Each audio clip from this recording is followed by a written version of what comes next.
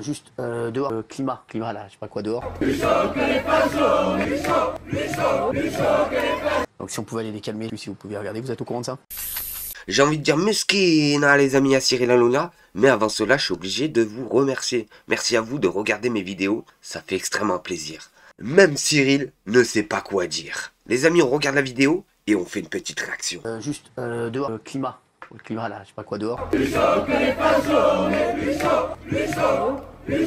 Donc si on pouvait aller les calmer, si vous pouvez regarder, vous êtes au courant de ça? Oui. Donc d'accord, s'il veut faire une action sur le climat, vous pouvez leur dire qu'il n'y a pas de soleil ici. Allez, la fermeture de C8, il y a beaucoup de gens qui ont réagi. On a d'autres choses à foutre, hein. On doit fermer la chaîne, donc s'ils pouvaient aller faire leur connerie ailleurs, parce que sinon c'est moi qui vais sortir. Les mecs viennent là, on ferme demain, les mecs viennent là. Ouais, c'est vrai, qu'ils aillent faire pousser du maïs chez eux, qu'ils arrêtent de m'emmerder, parce que sinon c'est moi qui vais sortir. Apparemment c'est des anti-groupes qui sont dehors. Ah. Voilà. Donc, Un groupe. Alors je sais pas ce que c'est, mais en tout cas, si on pouvait les évacuer assez vite, parce que je vais sortir dans pas longtemps, et voilà, parce que c'est mieux pour eux. Merci.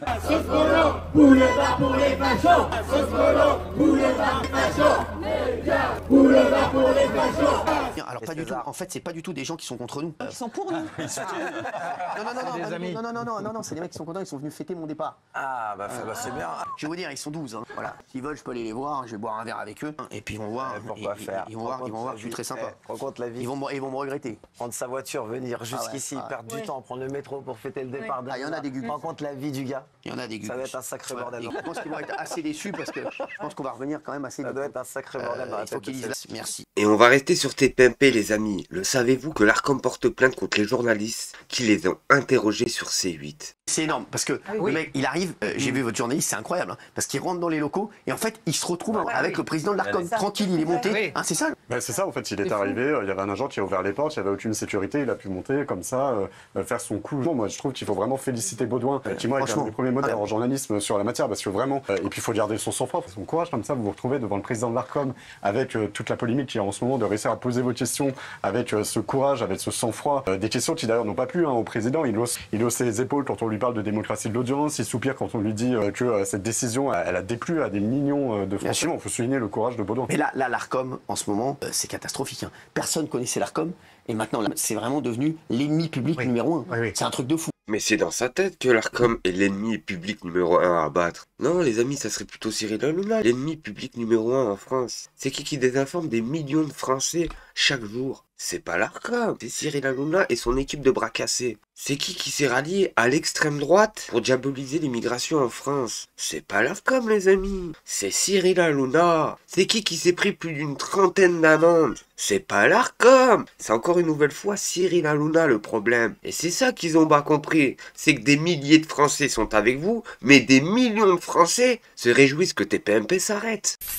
Et sur cette vidéo, même Benjamin Duhamel est d'accord avec la décision de l'Arcom. Je le répète, plus de 35 condamnations. Bref, il nous explique que quand vous grillez un feu 35 fois, à la fin vous êtes sanctionné. Il y a un gros duel d'opinion entre Michel Onfray et Benjamin Duhamel sur BFM TV, sur la fermeture de C8. Si ça se compte au point où Duhamel, il est probable que Duhamel sort vainqueur. Même Duhamel explique que l'Arcom avait raison. Et pour vous dire les amis, que la sentence n'était pas si gros que ça.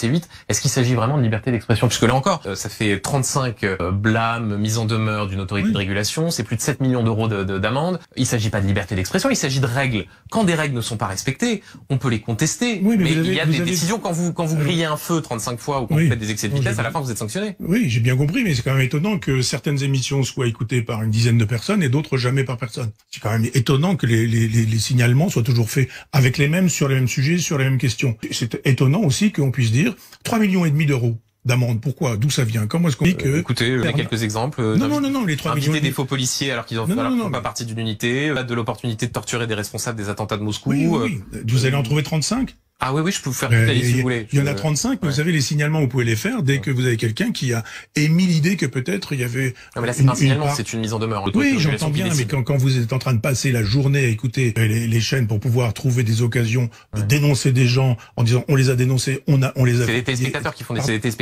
signalements. N'importe quel téléspectateur. Vous en avez fait, vous, déjà, des Non, moi, j'en ai pas fait. Oui, moi non plus. Il y a des gens dont c'est le métier. Moi, je fais l'objet parfois de signalements et je vois bien, ça vient toujours du même endroit, c'est toujours sur les mêmes sujets, c'est toujours avec les mêmes questions, puis au bout du compte, vous dites, ah mais vous avez grillé quand même 35 fois les feux, il faut bien qu'on vous fasse sauter votre permis, je le connais, l'argumentaire.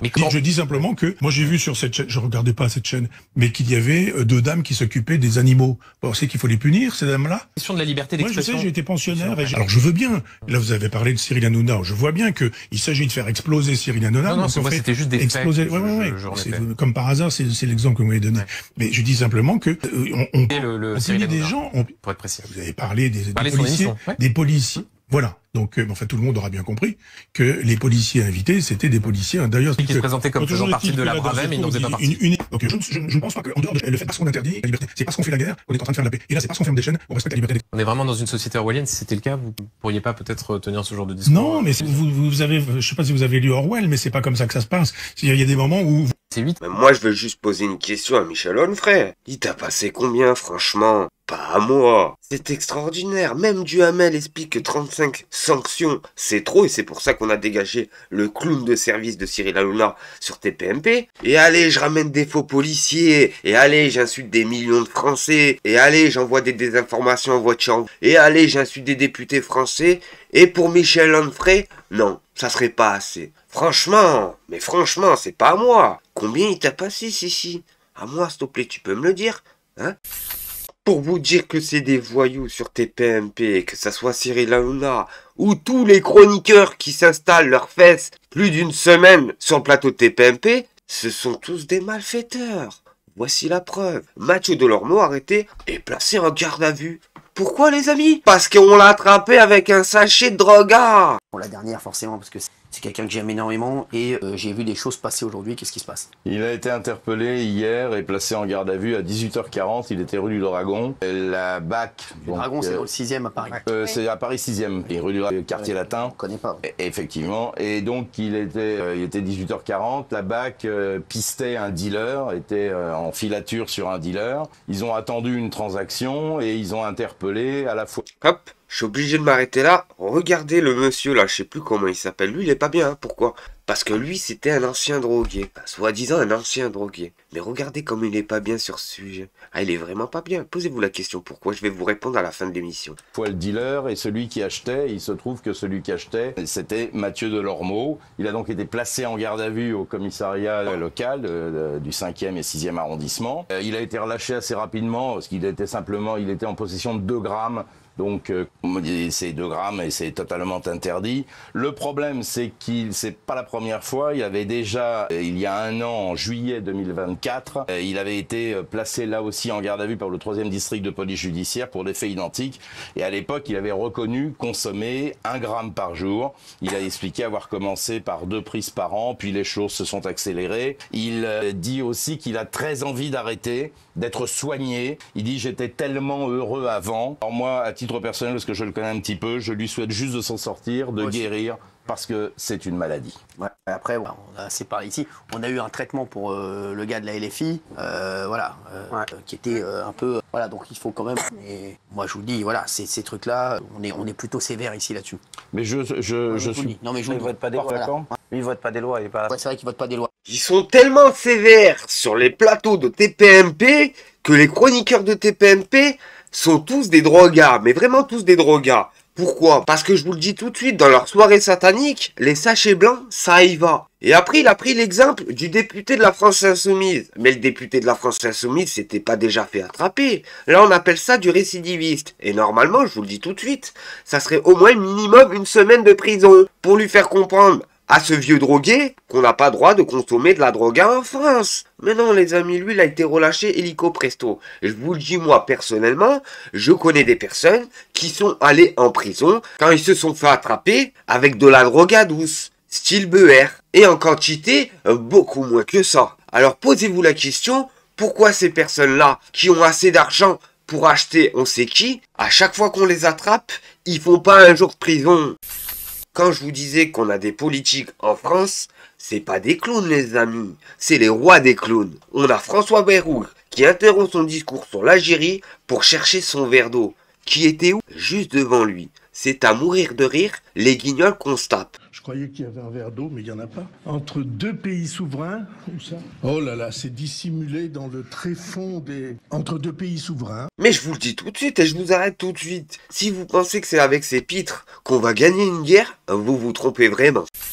Et là les amis, on va changer encore de sujet. On va parler de la droite. La droite qui nous explique matin, midi et soir que comparé à la gauche, eux, ils ne censurent jamais. Bah voici la preuve de leur discours en carton. On a Julien Oudoul, député du RN, qui nous explique qu'il faut dissoudre le groupuscule islamique Urgence Palestine. Il est intolérable que ce groupe puisse organiser des manifestations et polluer le débat public. Bref les amis, corrompus jusqu'au bout, il n'y a pas pire que l'extrême droite. Vous réclamez la dissolution du groupuscule Urgence Palestine. Vous avez bon espoir sur ça? Oui, il faut dissoudre le groupuscule islamiste Urgence Palestine. Il faut dissoudre tous les groupuscules ultra-violents d'extrême gauche qui sèment la haine du juif dans nos rues.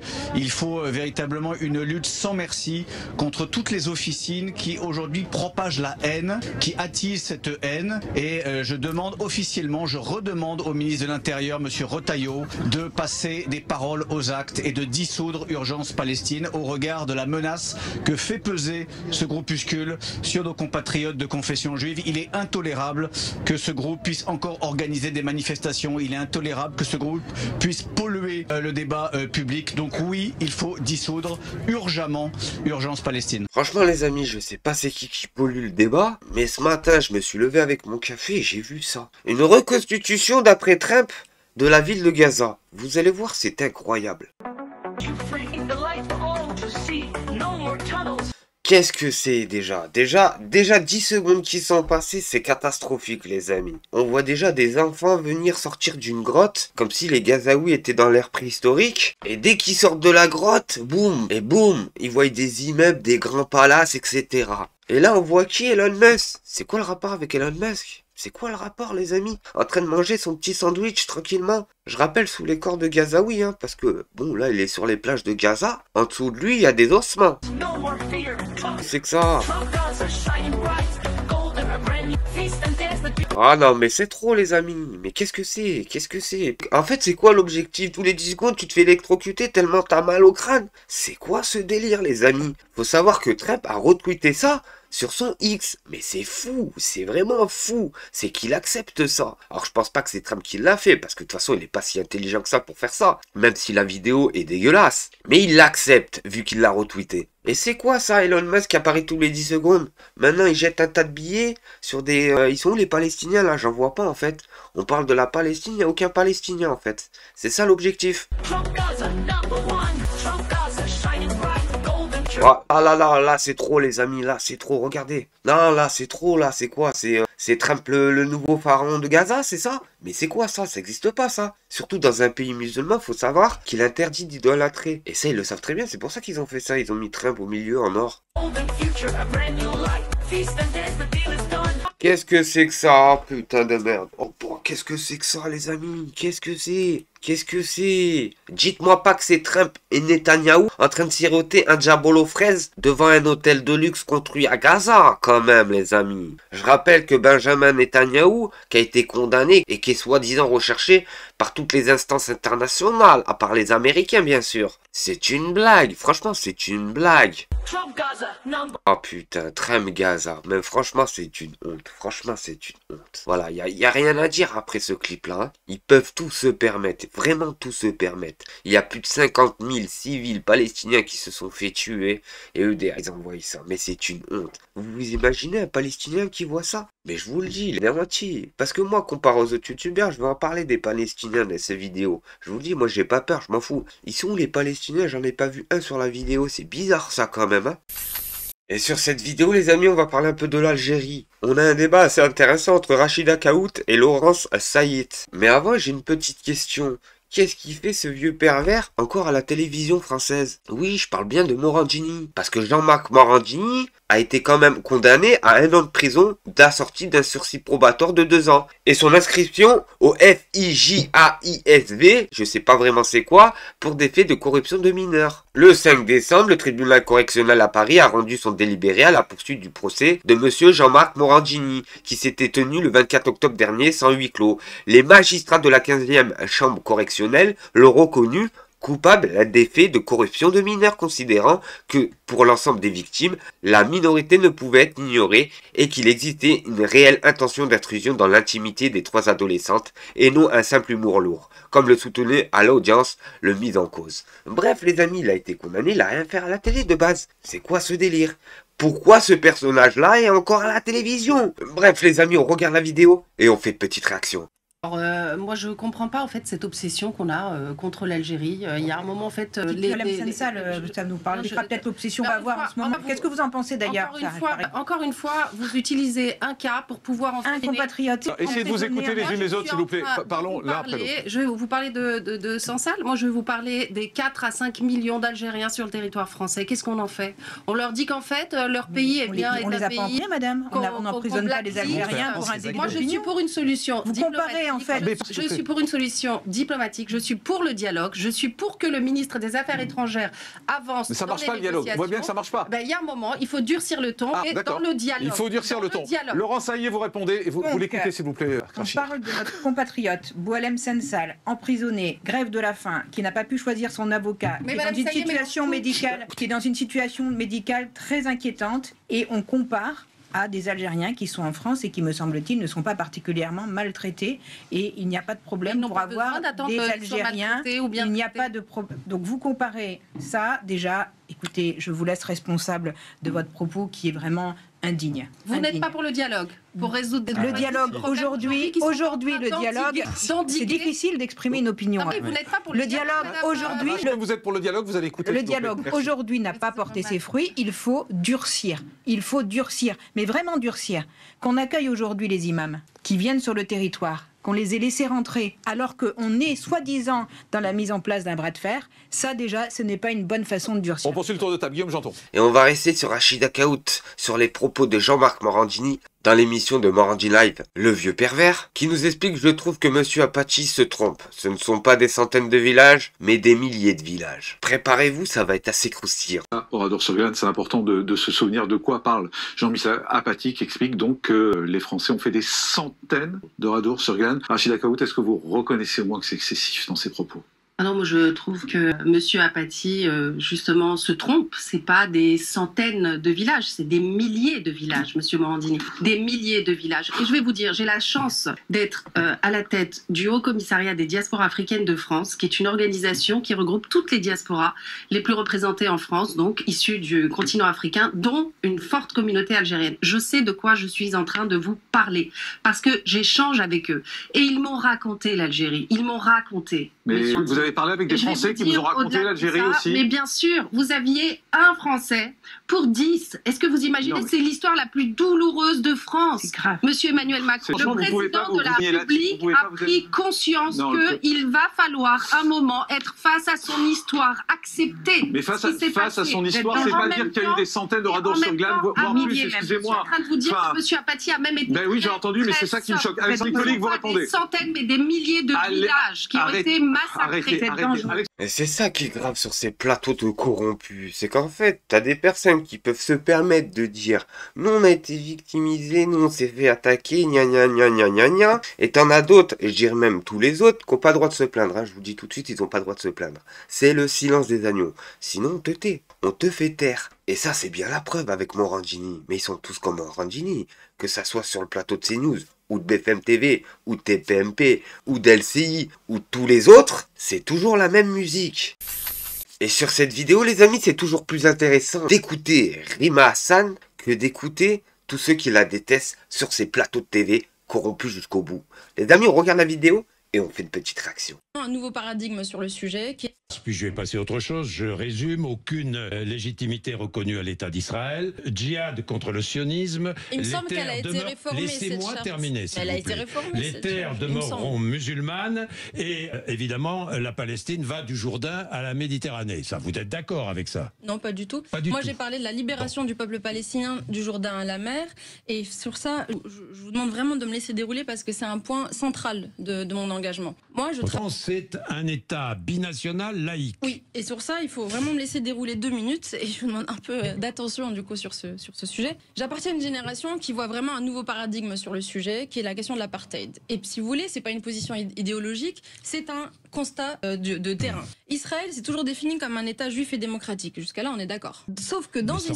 Non, sauf que il n'est plus... Mais laissez-moi terminer. Oui. Israël, c'est toujours défini comme un État juif et démocratique. Sauf que dans une situation d'occupation et de colonisation qui dure depuis des décennies et d'annexion in fine de territoires palestiniens, Israël se retrouve lui-même confronté à devoir faire un choix entre soit ça reste un État démocratique, mais en incluant donc les populations palestiniennes, et dans ce cas-là, il ne peut plus être exclusivement juif, soit c'est un État qui reste exclusivement juif, mais il ne peut plus être démocratique. Et depuis la loi État-nation de 2018, il y a un certain nombre de rapports qui tendent à conclure que Israël s'enferme effectivement dans une logique d'État d'apartheid, c'est-à-dire on veut les territoires palestiniens avec les Palestiniens, mais on ne veut pas leur reconnaître des droits équivalents à ceux des Israéliens.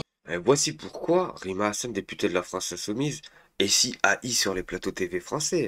Voici pourquoi l'extrême droite à Emmanuel Macron l'a fait montrer du doigt. C'est parce qu'elle défend la Palestine et les civils palestiniens en général. Bref les amis, c'était tout pour aujourd'hui. Merci de m'avoir suivi. N'oubliez pas, un petit like, un petit commentaire, ça fait toujours plaisir. Et si t'es pas abonné, abonne-toi. C'est totalement gratuit. Merci à tous.